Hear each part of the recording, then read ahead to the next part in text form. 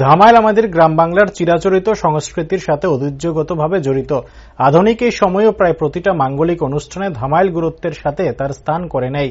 কিন্তু অস্বীকার করার উপায় নেই, কালের বিবর্তনে চিরাচরিত ঐতিহ্যশালী ধামাইল বর্তমানে চ্যালেঞ্জের মুখে বা অনেকটি বিলুপ্ত হওয়ার পথে।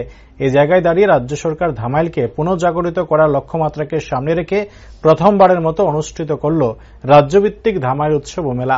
মহাসাড়ম্বরে এবং সাধারণ মানুষের উচ্ছ্বাসকে পুঁজি করে দুদিনব্যাপী ধামাইল উৎসব এবং মেলার আনুষ্ঠানিক উদ্বোধন পর্ব রবিবার সম্পন্ন হয় তেলিয়ামুড়ার চিত্রঙ্গদা কলা কেন্দ্রের মাঠ প্রাঙ্গণে। এই মহতী অনুষ্ঠানে রাজ্যের বিভিন্ন স্তরের শিল্পী এবং সংস্কৃতি অনুরাগীদের সাথে রেখে উদ্বোধনী পর্বকে আলোকিত করেন ত্রিপুরা বিধানসভার মুখ্য সচেতক কল্যাণী সাহারাই, বিধায়ক পিনাকি দাস চৌধুরী, খুয়াই জেলার জেলাশাসক চাঁদনী চন্দ্রন, তথ্য ও সংস্কৃতি দপ্তরের অধিকর্তা বিম্বিসার ভট্টাচার্য প্রমুখ।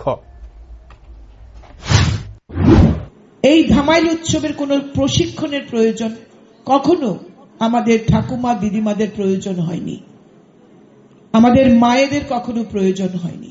নিজেদের ভালোবাসা, নিজেদের ভালো লাগাকে তারা কাজে লাগিয়ে এটা পরম্পরা ভাবে আমাদের শুভ অনুষ্ঠানগুলিতে ধামাইল উৎসব হতো।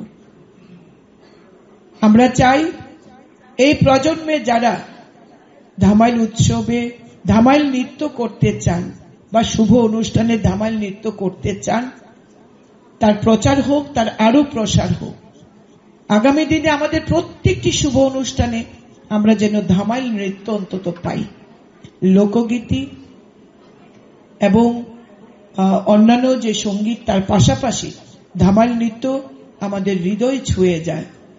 রাজ্য সরকার সঠিক সময়ে সঠিক সিদ্ধান্ত নিয়েছেন। এই হারিয়ে যাওয়া শিল্পকে, মুছে যাচ্ছে এমন একটা শিল্পকে তার পুনরুজ্জীবন দিয়ে তার প্রচার এবং প্রসার সরকারিভাবে করার যে উদ্যোগ নিয়েছেন, তার জন্য রাজ্যের মাননীয় মুখ্যমন্ত্রী, তথ্য সংস্কৃতি দপ্তর, আমাদের জেলা প্রত্যেককে এবং যিনি ভাইস চেয়ারম্যান রয়েছেন আমাদের রাজ্য ভিত্তিক সংস্কৃতির বিভাগের যে কমিটি, তার যে ভাইস চেয়ারম্যান রয়েছেন সুব্রত বাবু, সবাইকে আমি আন্তরিক ধন্যবাদ জানাই।